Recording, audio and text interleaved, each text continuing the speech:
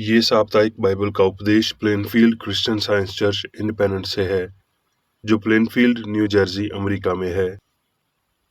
अधिक जानकारी के लिए कृपया हमारी वेबसाइट पर जाएं www.plainfieldcs.com। आपके अध्ययन के लिए ये पाठ रविवार 10 जुलाई 2022 के लिए है। विषय: साक्रामेंट, स्वर्णपथ, नीति वचन।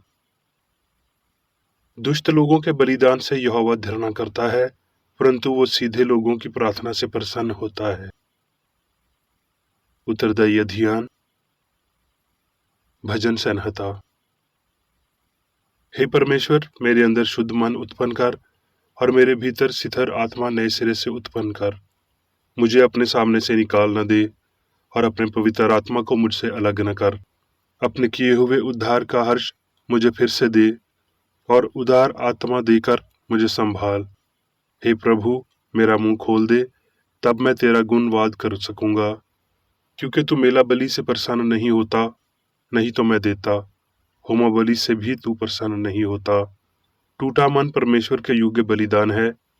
हे परमेश्वर, तू टूटे और पिसे हुए मन को तुच्छ नहीं जानता। पाठ उपदेश बाइबल में से मीका। मैं क्या लेकर यहोवा के सामुख आऊं और ऊपर रहने वाले परमेश्वर के सामने झुकूं? क्या मैं होम बलि के लिए एक एक वर्ष के बछड़े लेकर उसके सामुख आऊं? क्या यहोवा हजारों मेंढों से और तेल की लाखों नदियों से प्रसन्न होगा? क्या मैं अपने अपराध के प्रायश्चित में अपने पहलौठे को अपने पाप के बदले में अपने जन्मे हुए किसी को दूं? हे मनुष्य, वो तुझे बता चुका है कि अच्छा क्या है, और यहोवा तुझसे इसे छोड़ और क्या चाहता है कि तू न्याय से काम करे और कृपा से प्रीति रखे और अपने परमेश्वर के साथ नम्रता से चले। राज्य। तब सुलेमान ने इस्राएली पुरानियों को और गोत्रों के सब मुख्य पुरुषों को, जो इस्राएलियों के पूर्वजों के घरानों के प्रधान थे, उनको भी अपने पास यरूशलेम में इस मानसा से इकट्ठा किया कि वो यहोवा की वजह का संदूक दाऊदपुर अर्थात सेऊन से ऊपर ले आए। सो सब इस्राएली पुरुष एतानीम नाम महीने के पर्व के समय राजा सुलेमान के पास इकट्ठा हुए। जब सब इस्राएली पुरानिये आए, तब याजकों ने संदूक को उठा लिया और यहोवा का संदूक और मिलाप का तंबू और जितने पवित्र पात्र उस तंबू में थे, उन सबको याजक और लावी लोग ऊपर ले गए। और राजा सुलेमान और समस्त इस्राएली मंडली जो उसके पास इकट्ठी हुई थी, वो सब संदूक के सामने इतने भेड़ और बैल बलि कर रहे थे कि जिनकी गिनती किसी रीति से नहीं हो सकती थी।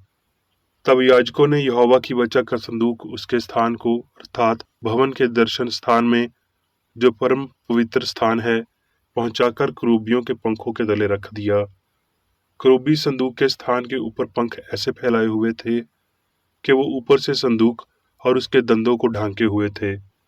दंदे तो ऐसे लंबे थे कि उनके सिरे उस पवित्र स्थान से, जो दर्शन स्थान के सामने था, दिखाई पड़ते थे, परंतु बाहर से वो दिखाई नहीं पड़ते थे। वो आज के दिन तक यहाँ वर्तमान है। संदूक में कुछ नहीं था, उन दो पात्रों को छोड़ जो मूसा ने होरेब में उसके भीतर उस समय रखी, जब यहोवा ने इस्राएलियों के मिस्र से निकलने पर उनके साथ वचा बांधी थी। जब याजक पवित्र स्थान से निकले, तब यहोवा के भवन में बादल भर आया, और बादल के कारण याजक सेवा टहल करने को खड़े न रह सके, क्योंकि यहोवा का तेज यहोवा के भवन में भर गया था। रोमियो। इसलिए हे भाइयों, मैं तुमसे परमेश्वर की दया स्मरण दिलाकर विनती करता हूँ कि अपने शरीरों को जीवित और पवित्र और परमेश्वर को भावता हुआ बलिदान करके छुड़ाओ। यही तुम्हारी आत्मिक सेवा है। और इस संसार के सदृश न बनो, परंतु तुम्हारी बुद्धि के नए हो जाने से तुम्हारा चाल चलन भी बदलता जाए, जिससे परमेश्वर की भली और भावती और सिद्ध इच्छा अनुभव से मालूम करते रहो। मत्ती। खमीरी रोटी के पर्व के पहले दिन चेले यीशु के पास आकर पूछने लगे, तू कहाँ चाहता है कि हम तेरे लिए फिसा खाने के लिए तैयार करें? उसने कहा, नगर में फलाने के पास जाकर उसे कहो कि गुरु कहता है कि मेरा समय निकट है, मैं चेलों के साथ तेरे यहाँ पर्व मनाऊंगा। सो चेलों ने यीशु की आज्ञा मानी और फिसा तैयार किया। जब सांझ हुई तो वो बारों के साथ भोजन करने में बैठा। जब वो खा रहे थे तो यीशु ने रोटी ली और आशीष मांगकर तोड़ी और चेलों को देकर कहा, लो खाओ, ये मेरा देह है। फिर उसने कटोरा लेकर धन्यवाद किया और उन्हें देकर कहा, तुम सब इसमें से पियो, क्योंकि ये वचन का मेरा वो लहू है जो बहुतों के लिए पापों की क्षमा के निमित्त बहाया जाता है। मैं तुमसे कहता हूँ कि दाख का ये रस उस दिन तक कभी न पीऊंगा जब तक तुम्हारे साथ अपने पिता के राज्य में नया न पीऊं। यूहन्ना। इस पर पिलातुस ने यीशु को लेकर कोड़े लगवाए। तब उसने उसे उनके हाथ सौंप दिया ताकि वो सूली पर चढ़ाया जाए। तब वो यीशु को ले गए और वो अपनी सूली आप उठाए हुए बाहर उस स्थान तक गया जो खोपड़ी का स्थान कहलाता है और इब्रानी में गुलगुता है। वहां उन्होंने उसे और उसके साथ दो और मनुष्यों को भी सूली पर चढ़ाया, एक को इधर और एक को उधर, और बीच में यीशु को। यूहन्ना। हफ्ता के पहले दिन मरियम मगदलीनी भोर को अंधेरा रहते ही कब्र पर आई और पत्थर को कब्र से हटा हुआ देखा। यीशु ने उससे कहा, मरियम। उसने पीछे फिरकर उससे इब्रानी में कहा, रबूनी, अर्थात हे गुरु। यीशु ने उससे कहा, मुझे मत छू, क्योंकि मैं अब तक पिता के पास ऊपर नहीं गया, परंतु मेरे भाइयों के पास जाकर उनसे कह दे कि मैं अपने पिता और तुम्हारे पिता और अपने परमेश्वर और तुम्हारे परमेश्वर के पास ऊपर जाता हूँ। यूहन्ना। इन बातों के बाद यीशु ने अपने आप को तिबिरियास झील के किनारे चेलों पर प्रकट किया और इस रीति से प्रकट किया। भोजन करने के बाद यीशु ने शमौन पतरस से कहा, हे शमौन यूहन्ना के पुत्र, क्या तू इनसे बढ़कर मुझसे प्रेम रखता है? उसने उससे कहा, हाँ प्रभु, तू तो जानता है कि मैं तुझसे प्रीति रखता हूँ। उसने उससे कहा, मेरे मेमनों को चरा। उसने फिर दूसरी बार उससे कहा, हे शमौन यूहन्ना के पुत्र, क्या तू मुझसे प्रेम रखता है? उसने उससे कहा, हाँ प्रभु, तू जानता है कि मैं तुझसे प्रीति रखता हूँ। उसने उससे कहा, मेरी भेड़ों की रखवाली कर। उसने तीसरी बार उससे कहा, हे शमौन यूहन्ना के पुत्र, क्या तू मुझसे प्रीति रखता है? पतरस उदास हुआ कि उसने उसे तीसरी बार ऐसा कहा कि क्या तू मुझसे प्रीति रखता है, और उसने कहा, हे प्रभु, तू तो सब कुछ जानता है, तू ये जानता है कि मैं तुझसे प्रीति रखता हूँ। यीशु ने उससे कहा, मेरी भेड़ों को चरा। इब्रानियों। हम उसके द्वारा स्तुति रूपी बलिदान अर्थात उन होठों का फल जो उसके नाम का अंगीकार करते हैं, परमेश्वर के लिए सर्वदा चढ़ाया करें। पर भलाई करना और उदारता ना भूलो, क्योंकि परमेश्वर ऐसे बलिदान से प्रसन्न होता है। अब मैं मेरी बेकर रेड्डी द्वारा क्रिश्चियन साइंस की किताब विज्ञान और स्वस्थ शास्त्रों की कुंजी के साथ के सहा संबंधी अंश पढ़ूंगा। विज्ञान और स्वस्थ। सभी भक्ति का तत्व ईश्वराय प्रेम का प्रतिबिंब और प्रदर्शन है। बीमारी को ठीक करना और पाप को नष्ट करना है। हमारे उस्ताद ने कहा, यदि तुम मुझसे प्रेम रखते हो तो मेरी आज्ञाओं को मानोगे। रक्त का आध्यात्मिक सार आज्ञा है। यीशु की आध्यात्मिक भेंट की प्रभावकारिता मानव रक्त की हमारी समझ से बहुत अधिक है। यीशु का भावतिक रक्त पाप से शुद्ध करने के लिए प्रभावकारी था जब उसे शापित वृक्ष पर बहाया गया, लेकिन इससे अधिक नहीं। जब वो अपने पिता के काम के बारे में रोजाना जाता था तो उसकी नसों में बहता था। उसका असली मांस और खून उसका जीवन था, और वो वास्तव में उसका मांस खाते हैं और उसका खून पीते हैं जो उस दिव्य जीवन का हिस्सा है। फिसा जो यीशु ने क्रूस पर चढ़ने से पहले रात को निसान के महीने में अपने शिष्यों के साथ खाई थी, वो एक दुखद अवसर था। दिन के अंत में लिया गया एक उदास भोजन, जब छाया के साथ एक शानदार भविष्य धुंधलेपन में तेजी से गिर रहा था, और इस भोजन ने हमेशा के लिए यीशु के कर्मकांड या रियाजतों को समाप्त कर दिया। उनके अनुयायी दुख और चुपचाप अपने मास्टर के दर्द के समय का अनुमान लगाते हुए स्वर्गीय मीना में शामिल हो गए, जिसने अनंत में सत्य के सताए हुए अनुयायियों को जंगल में खिलाया था। उनकी रोटी वास्तव में स्वर्ग से नीचे आई थी। ये आध्यात्मिक का महान सत्य था, बीमारों को ठीक करना और त्रुटि को दूर करना। उनके मास्टर ने पहले ये सब समझाया था, और अब ये रोटी उन्हें खिला रही थी और उन्हें बनाए रख रही थी। उन्होंने इस रोटी को घर घर में पैदा किया, दूसरों को इसे बताते हुए, समझाते हुए, और अब उसने खुद को तसल्ली दी। आध्यात्मिक होने के इस सत्य के लिए उनके स्वामी हिंसा को पीड़ित करने वाले थे और उनके दुख के प्याले को सूखा। उसे इन्हें छोड़ना होगा। उस पर विजय प्राप्त करने की महान महिमा के साथ उन्होंने धन्यवाद दिया और कहा, तुम सब इससे पियो। जब उसमें मानवीय तत्व परमात्मा से संघर्ष करता है, तो हमारे महान शिक्षक ने कहा, मेरी नहीं लेकिन तेरी ही इच्छा पूरी हो, अर्थात मांस को नहीं परंतु आत्मा को मुझ में दर्शाया जाए। ये आध्यात्मिक प्रेम की नई समझ है। ये मसीह या सत्य के लिए सभी कुछ देता है।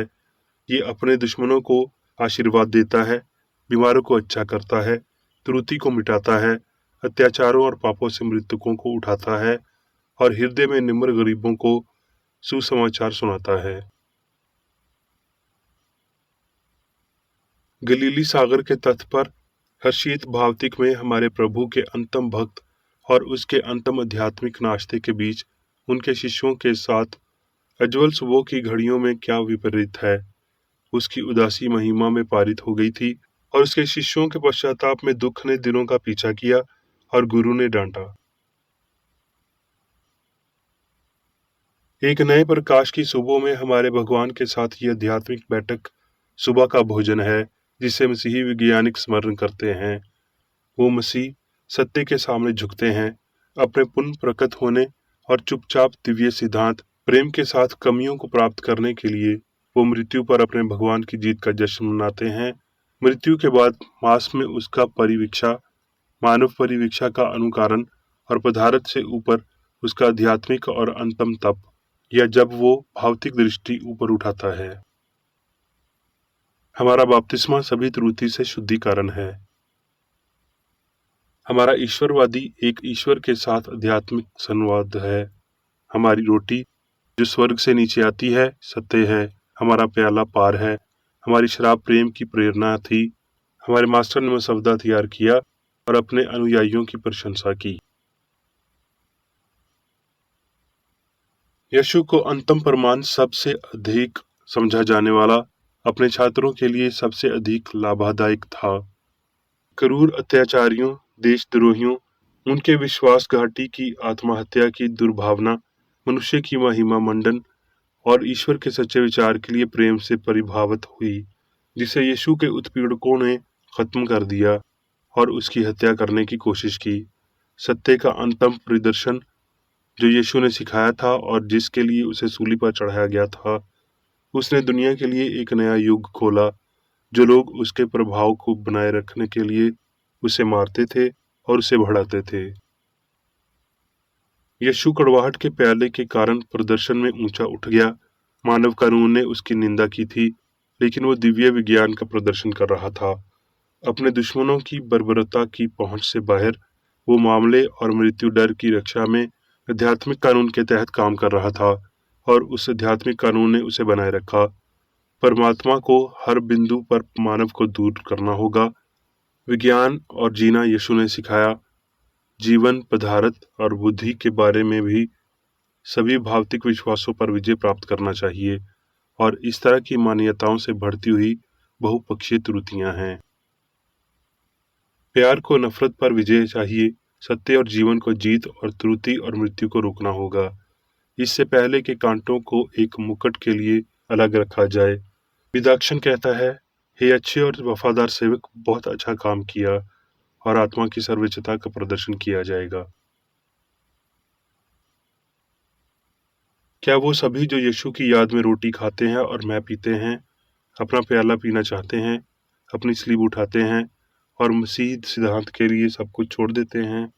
फिर एकमात्र संस्कार की प्रेरणा को दिखाने की बजाय त्रुटि दिखाने और शरीर को भगवान के लिए स्वीकार्य बनाकर दिखाने की बजाय उसका सत्य समझ में आ गया है।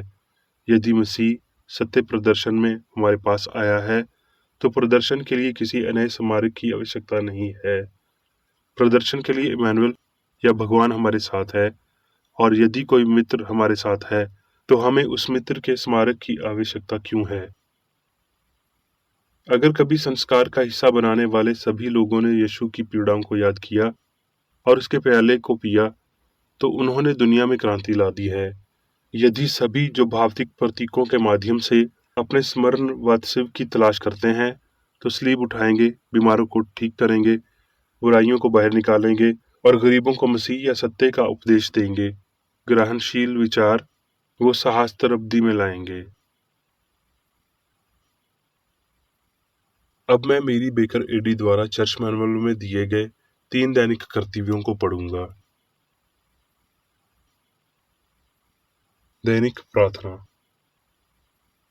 प्रत्येक दिन प्रार्थना करने के लिए इस चर्च के प्रत्येक सदस्य का कर्तव्य होगा, तुम्हारा राज्य आए, ईश्वरीय सत्य, जीवन और प्रेम के शासन को मुझ में स्थापित कर और मुझ पर शासन कर, और तेरा वचन सभी मनुष्यों को स्नेह को समर्थ कर सकता है और उन पर शासन कर।